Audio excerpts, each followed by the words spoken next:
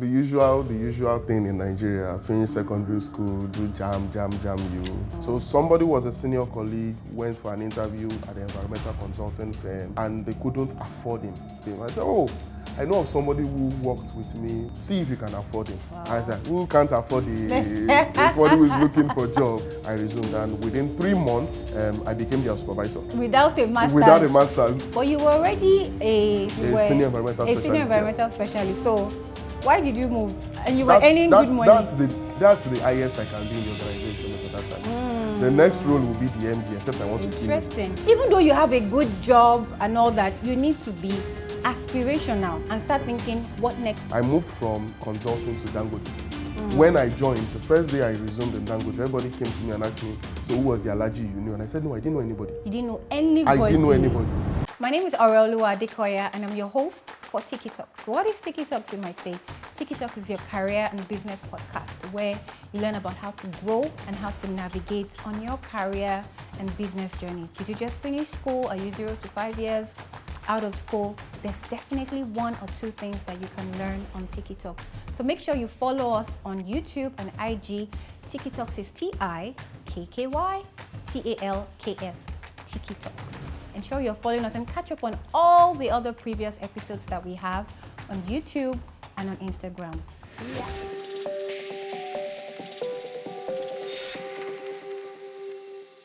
Hi, and welcome to Tikkytalks. Today I have with me Seun Agbebi, and I'm so excited to have him here with us today. The first time I met Seun, we were both on a panel. Of course, I've met him before that, I've heard of him and all that, but then we were both on a panel, and then I heard about, his inspiring career journey.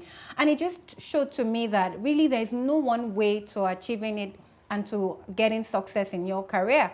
He talked about how he has moved between different organizations, and I was like, wow, amazing. And here I was, doing my best in my field, learning to grow and, climb the ladder and all that and do all the politics and stuff. But here he was taking a different path, but yet succeeding at it, right? So thank you so much for joining us here today. Can we meet you? Thank you for having me, and a wonderful job you're doing with Tikkytalk.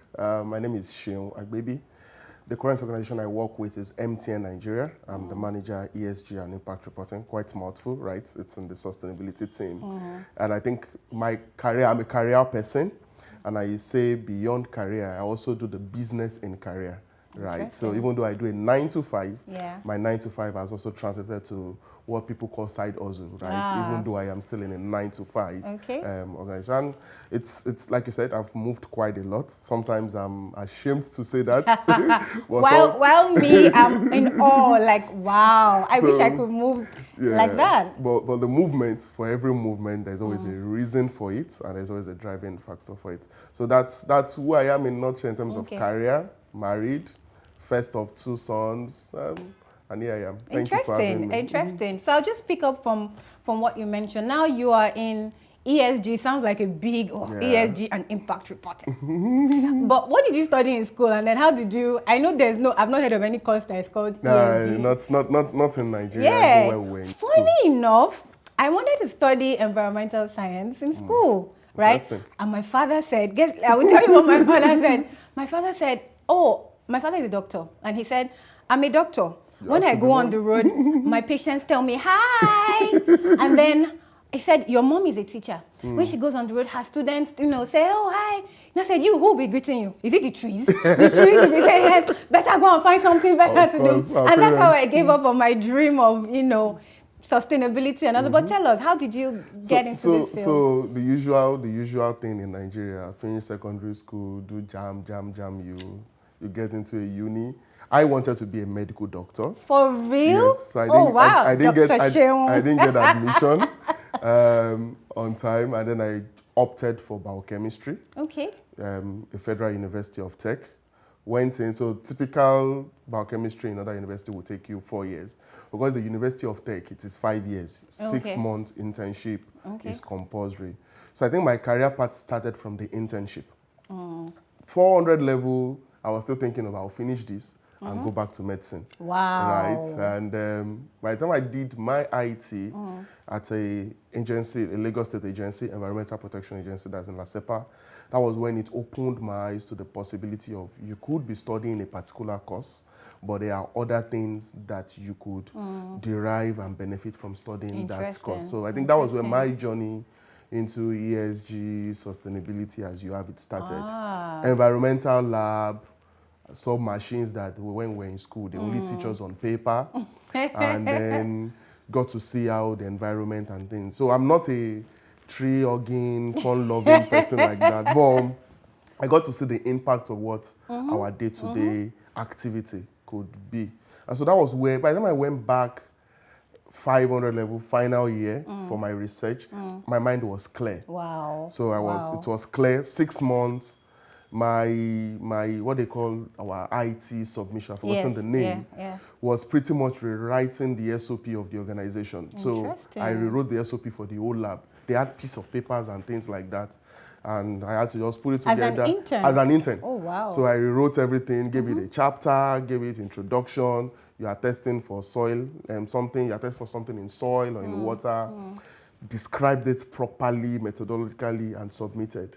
And when I was leaving, the organization then said, oh, we'll use this and adapt it as our SOP. Wow, from an intern. From an intern. So that was where my journey started. And when I was finishing in 500 level, I was now caught in between, do I want to go into academia? I'd always loved academia. I know I'm not going back to medicine. Two background gist, apart from discovering purpose. My brother then used to say, he was entering the uni then, used to say, so when I'm done, you'll still be in the uni. With lab coats. And for the Nigerian, be like, how will my junior brother already have graduated? So that alone made me like, I don't want that. And then the babe I was dating, who is now my wife too, was like, thank God she married you. It's like, I will not wait for you if you go and do medicine 6 years. Oh my. But that's apart. Final year, I was then torn in between, am I going to the research part or what next? But from the internship, it became clear that there are other things beyond the first degree. Yeah, quite interesting. You know, I love the fact that he talked about, you know, what you study in school really doesn't have to limit you. You know, and internships, I see the importance of internships as well because they open you up to possibilities. You probably will never have known about, you know, environment and all that if you didn't do that internship, right? So someone in school studying biochemistry might be thinking, okay, as a biochemist, what am I? In lab alone? Exactly, wearing lab coat and all that. But I really like the fact that, you know, that internship opened you up into another field, and which is what you're currently pursuing, you know. So let's talk about your first job. So there's the part of interest. Okay, I'm interested in, you know, this field, but then you apply. They are not. So how did you get your first job in the field you were interested in? So my first job before the field I was interested in, my first job was obviously you do IT and NYSC. Yeah. And then after NYSC teaching, taught basic science, chemistry in an all-girls school in Aba in Abia State. And I poured myself into it. Obviously, I had no choice anyway. So I poured myself into it, teaching. I loved teaching. So taught from just 3 basic science and then the whole of excess, chemistry, all through 1 year. When I was done, the question then is what next? Yeah. I didn't have any job offer. I'd been applying. I didn't get any job offer. None. I was applying even when I was in Abia State. So I then decided, okay, if I'm going to remain here, then I have to find something worthwhile doing. Then the school offered me an employment to stay as a teacher. Then I stayed 1 more year. For Still real? teaching, yes. In Abia State? In Abia State. Wow. I know the decision. Everybody in my family was like, even me, okay? if I was your mother, is everything all right? So everybody was like, oh, are you okay? But I'm like, look, it's better for me to earn something, put my brain to use, put my skill to use. I like teaching, so till I then get something worthwhile. Yeah. That, for me, was my first job. But my first major job in the career path I wanted were based on the ties I formed when I was doing my internship. So somebody was a senior colleague, went for an interview at the environmental consulting firm, and they couldn't afford him. The consulting firm couldn't afford him. I said, oh, I know of somebody who worked with me, who worked under me during internship. See if you can afford him. Wow. And I said, who can't afford somebody who is looking for a job? Yeah. And that was how my career path started wow. in environment and social consulting. So I have a question. Did you keep in touch? Because internship was in year 4. Yes. And you had done your year 5, you had done NYC, you had done 1 year teaching. So is it that you were still in touch with the people in... I would say it was not something I deliberately planned out to be in touch. But because of the things I did in that period of internship, it endeared me to some of them. Yeah. Some of them kept on checking on to say, oh, what are you doing now? Are you going for a master's? Okay. Are you done with your first degree? Yes, so great. a few of them, we just, and then the person who later connected me kept saying, don't end up in the bank. And apologies to if you have banking as your career. But my skill set meant if I had gone into a sector like the bank, I wouldn't have thrived. So I think it became also clear by having those mentors around to tell you, you may not know what you want to do, but this part is a no for you based on your skill set. This part is what. So I kept in touch a little bit with one of them, but it wasn't something I deliberately planned out to do. Great. So 2 things I've picked from what you said so far. You're staying back in Abia to teach. Most people wouldn't do that. They'll be like, oh, I'm wasting my time and all that. I can get something better. But I love something you said. You said, oh, well, let me stay here and keep applying. Yeah. If you're coming, some people say, oh, let's go to Lagos. Let's go. Oh, you are going to Lagos. To do what? Thank you. To do what? You know, is it easier to find something where you are? And I'm not saying don't come to Lagos or anything, but what can your hands find to do? Do it. Do it. Yeah. Before going with grandiose dreams and all, this is the type of job I want. Exactly. Yeah. And by all means, keep looking for that job. You know, keep looking for that opportunity that you want to get to. But whatever you can do now, continue doing it until that time, you know. And the second thing is, the work that you did as an intern was still speaking for you. Yeah. I know we talk in office politics that, oh, work does not speak, speak for yourself, you know, go and... But sometimes, right, the quality of your work, you can't all just be cha-cha-cha-cha-cha-cha, and, you know, you're talking. Exactly. You know, you must show working, right? And I love the fact that, you know, you poured yourself into that particular thing, and that's even what earned you, you know, your first job. And they remembered you, and then they called you back and all that, right? So let's go from the first job. So you got the first job. Yeah, so I got the first job, but mind you, it wasn't the first job I applied for. So even while I was in the East, I was always doing night bus to Lagos, do an interview, go back. Wow. So, but the thing I really want to flag from there is, you may think you have something going. If you know it is not where you are heading to, you don't need to settle. Yes. And so you just keep aspiring, you keep pushing. Several night bus. There are times I'm in Lagos. My parents don't know I'm in Lagos. So I'll come in maybe Sunday night bus, do the interview on a Monday, stay in a preference place. Because if they know, they will start crying. Now, why don't just come in and say so? But got my first job in consulting.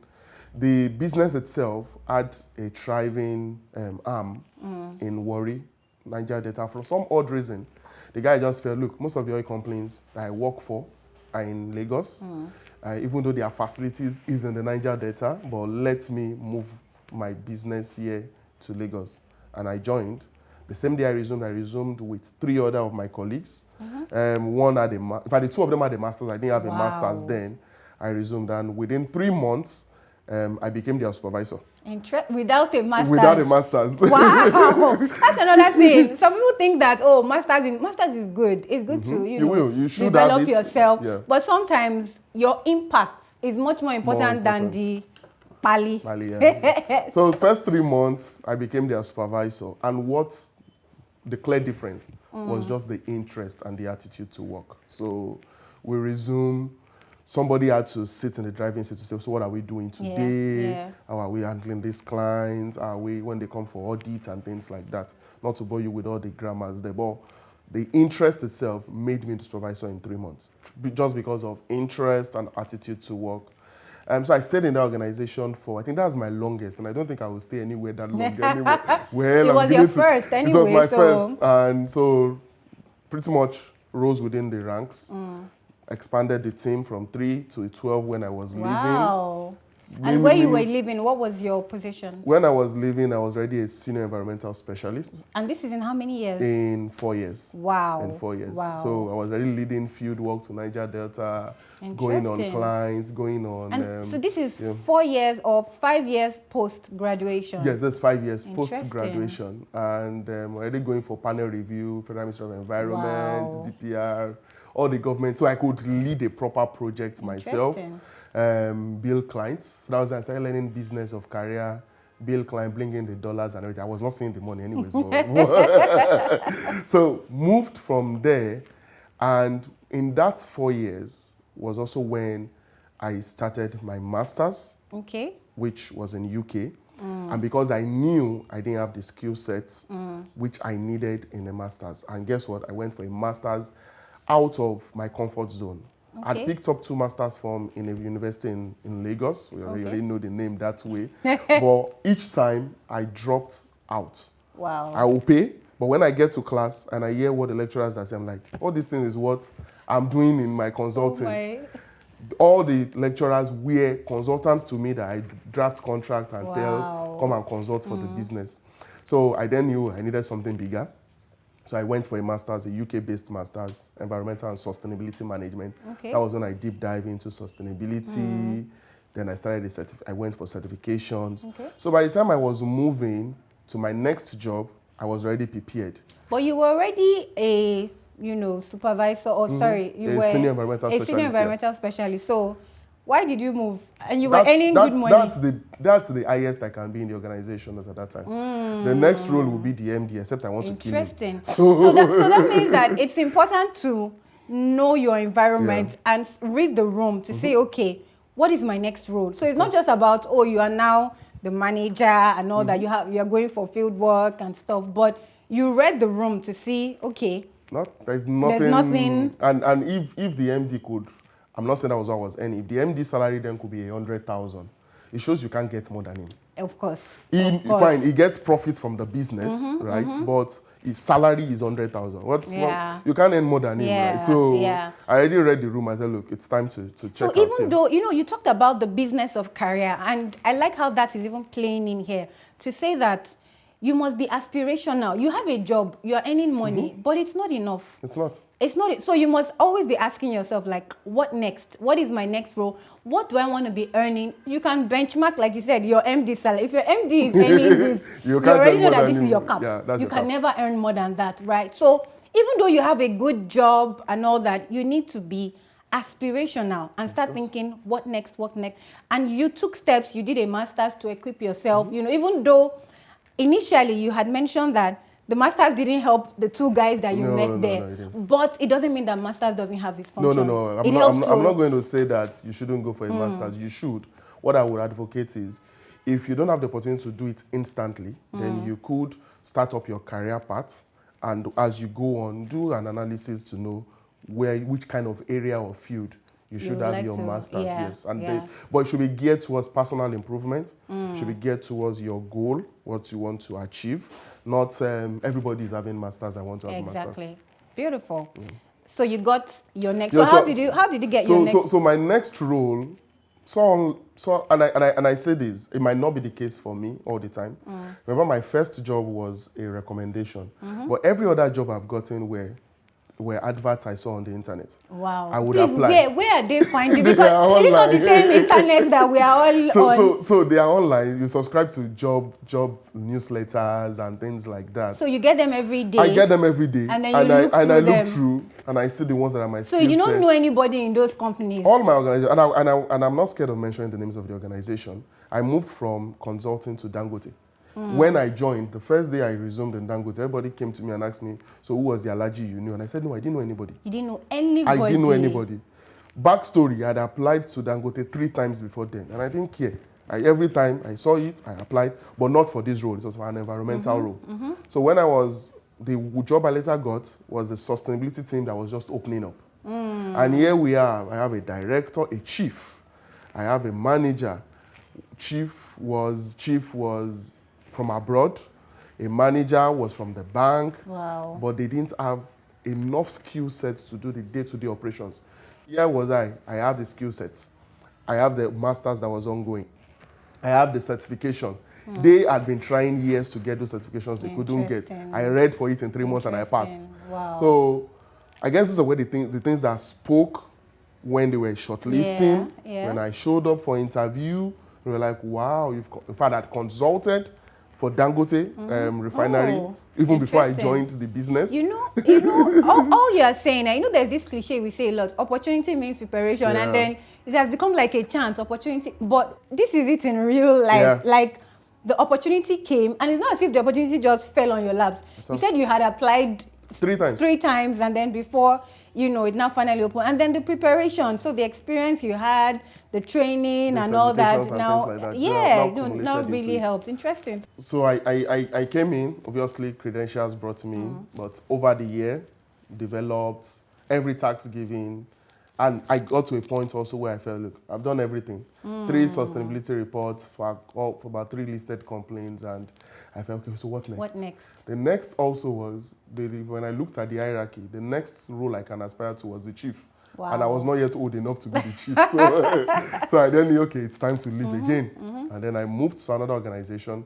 But this time around, when I was moving, even though I knew I couldn't eat that, money wasn't the driving force. I changed job for a 40K difference. Up or down? 40K addition. What kind of... And I moved, that's why I said up or down, because and I moved, 40,000 naira. and I basically moved from an office in Ikoyi to flour mills that was in Apapa. Wow, with the traffic, and you'll be struggling with the trailers and everything. There was, I was going to head a team. Even though it was a team that was starting. So I took the risk. I was going to head the So you were like the chief? In that organization. I see, but they didn't have it. They didn't have a bigger structure. They didn't want an expatriate. They didn't have a big budget. But they wanted somebody that, okay, come in. We'll give you the portfolio. We won't give you the money. But as you grow, we give you the money. And that was when I then moved to flour mills. And you found the opportunity online as well? Online. In fact, when the recruiter called and was saying, oh, you are in with Dangote, this is the amount we have for this role. Will you take it? I'm like, I want to change. I think I've done 2.5 years in Dangote then. Heading to my 3rd year. I said, I will take it. She didn't believe. Up until the day I resumed. Wow. HR kept calling me to say, are you sure? But when I resumed, the person I was reporting to, who is the managing director, he said, we know you won't last in this system because you joined us for a 40K difference, but with this skill set, can you just build systems and structures before you leave? And I did that for a year plus. Guess what? I ran again. Oh my. So you didn't even stay up to 2 years? I did a year. It was on my first year that I dropped the resignation letter. But you had built something. Well, I built systems and structures. And when I was moving, I then did my first major money move when I left flour mills. I was collecting ×4 of what I came in for. Please, how did you get these ×4? Like that one was, so I think the journey made me realize, having built the capacity, the experience over the years, I'm now in a better position to start asking for money. So it's not like this was the offer, you demanded for it. I demanded. What was the first offer they gave you? The first offer they gave me was, let me say, ×2 of what I was earning. So you got I then pushed another it to double. ×4. So if I was earning 100,000, they were offering me 200. And you eventually got 400. I got 400. But these are not the exact amount. I'm just using of course, so of course. I got a big 4. And I told them, look, you guys pretty much don't go to the office every day. Can I as well do remote? They said, yeah, you can do an hybrid system. I started doing hybrid. But you could do that because of what you had built over time. I had time. a reputation over time. So I had a career path that spoke for me over time. And everybody was really looking at, okay, if you had gone through this organization, you had something in you, it was already speaking. Even though they didn't know, it didn't put much money in my pocket. Right? But the brand name, the people I had worked with, I had showcased myself, my skill set, could make me demand for that amount of money. Interesting. Then. Wow. So inspiring. Like, I've learned so many things from what Seun said here today. He talked about his work speaking. He talked about him speaking too. So it's not as if you just leave your work there, my work will be speaking for you. Imagine if he had been okay with the 200K, hypothetical salary that he was in, but he demanded for double, right? Because he knew what he was bringing to the organization. Thank you so much. I have learned so much from your days in teaching. Who will believe that? A teacher, right? is now where he is today. You know, eventually now you are the manager of ESG and impact reporting at MTN, you know, and then for each move, there was a reason. And that's what I love about his story. You know, he knew when to move for money. I'm sure even the position that you had, you know, gave you a leverage, for the money move, right? So it's not every time that you need to move for money. He moved for the position, and it came with, what is 40,000 naira? But then eventually, the ×4 move came, and he piggybacked on the position that he had before. You know, he talked about the fact that, you know, understand your field and know where you want to get a certification. Don't just get, a lot of people just finish school, next thing, masters. What are you getting a master's in? You know, for what and for what purpose and all that. But thank you so much. Very inspiring. I hope you have learned a thing or two on today's episode of Tikkytalks, and I hope you will go back and listen to it and know that your career journey, you know, there are different things that you need to do. Very, very important points that you need to take note of. Thank you so much for joining us on this episode of Tikkytalks. Make sure to like, to share, and to subscribe. We're on IG at Tikkytalks, and then we're on YouTube on Tikkytalks as well. Till we see you again, it's Aureolua signing out. Bye.